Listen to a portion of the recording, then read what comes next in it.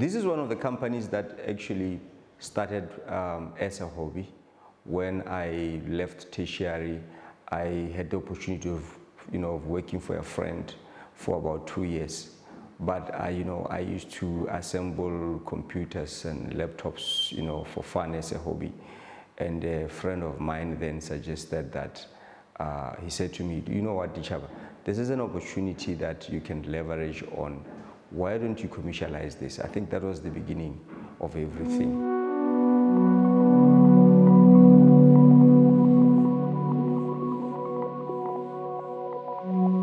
I'm Thatayaone Dichaba, a Botswana-born entrepreneur that is a founder of Dichaba Group, a company that owns Ditec Mobile and Dichaba Consumer Electronics. We are basically in the tech business, tech manufacturing, and promotion of digital content through our platforms. My name is Thatayaone Dichaba, and I'm the CEO of Dichaba Consumer Electronics, which is the only original equipment manufacturer in Botswana. My passion has always been technology, and hence I've gravitated towards this position, and I'm happy to be here. I never really, got deeper into tertiary. I didn't really finish tertiary. I didn't leave tertiary because, the most tech icons left university. No. An event happened in my life that actually, resulted in me leaving tertiary to actually work to support my family. And that is when I worked part-time for the friend. And I also used to watch a lot of videos, on, factories in the first world countries. And for me, it was so exciting.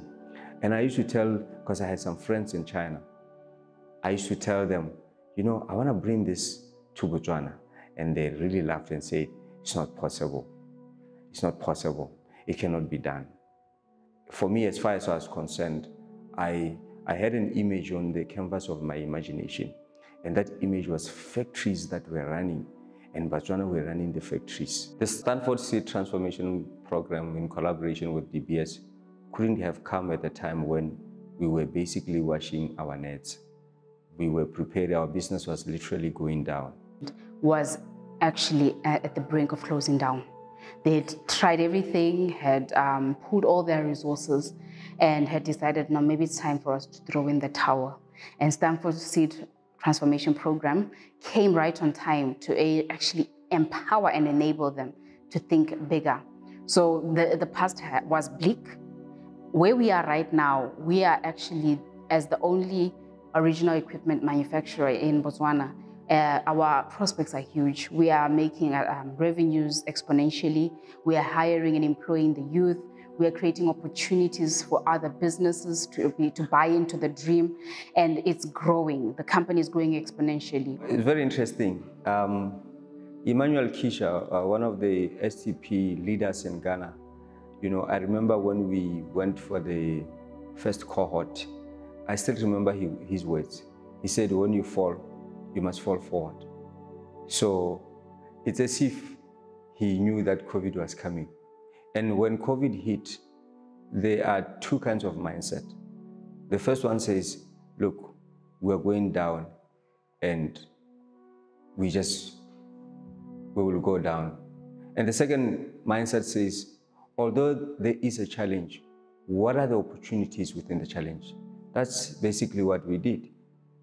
As a consumer electronics company, when COVID hit, we first of all couldn't get components from all our supply chain. So they had stopped supplying components. So what we did is that we identify electronics within the medical industry, and we identified infrareds as an opportunity. And we still had challenges.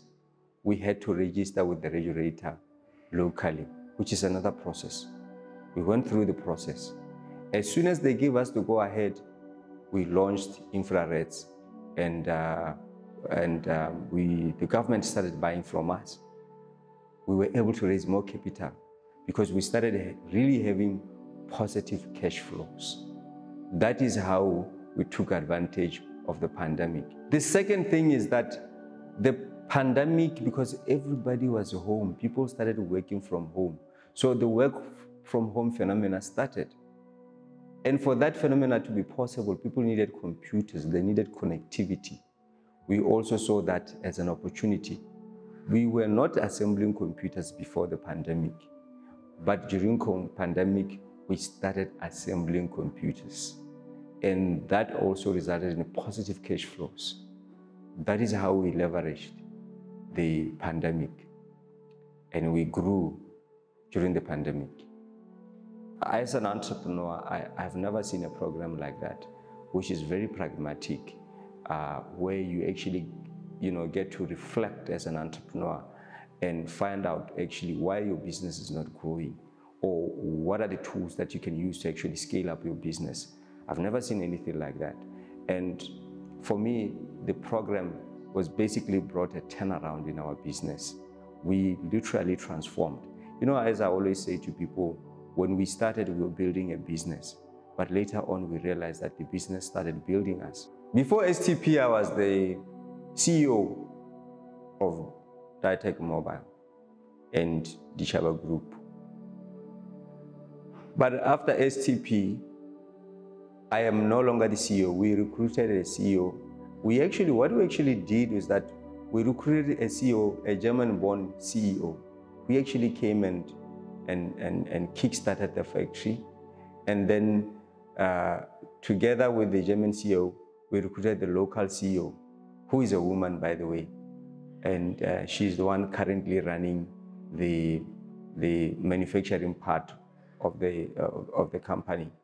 And you see, all these are efforts that we are doing as a result of the transformation program. After the STP program, I am the responsible for research and development. I'm the lead research and developer in this company. And that is where my passion lies. My passion is not necessarily in leadership. That's not who I am. I like making things. But after making things, you need a person who would actually take those things to the people.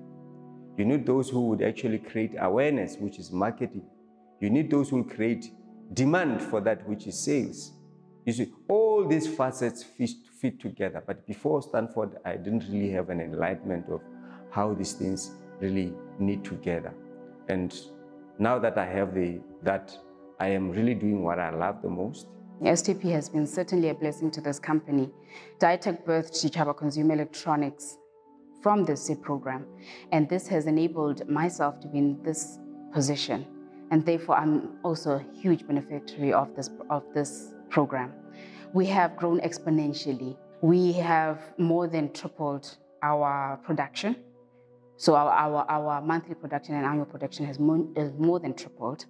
We have gotten so much exposure from the seed program, so much nuggets of knowledge that have enabled us to grow in leaps and bounds. Our revenue, where we used to make $1 million annually, has now gone as high as $10 million annually. And that has been due to this new company formed as a birth from the seed program. Retail is a new phenomenon to us. Before then, we were only producing and literally selling through our partners. But I can say that at this point in time, this has really helped build customer satisfaction and customer confidence, because they know that when they buy from our shops or anything they buy from us, there is already a touch point. There is an after-sales support that they get, which is very, very important. Actually, after-sales support is one of our value proposition. So it is sort of strengthened our brand in the market. And we're still a young brand. We're growing. Obviously, there are challenges of being a young brand. And with the challenges are also opportunities that we are leveraging. Ditec has been growing from investors wanting, but also from owners wanting to own it, wanting to be a part of the dream. We have stores already established in Galo Mall in Francistown, as well as Game City here in Gaborone. We have another one which will soon be opening in Palape. Another one has shown interest and has applied and been given opportunity in Maum.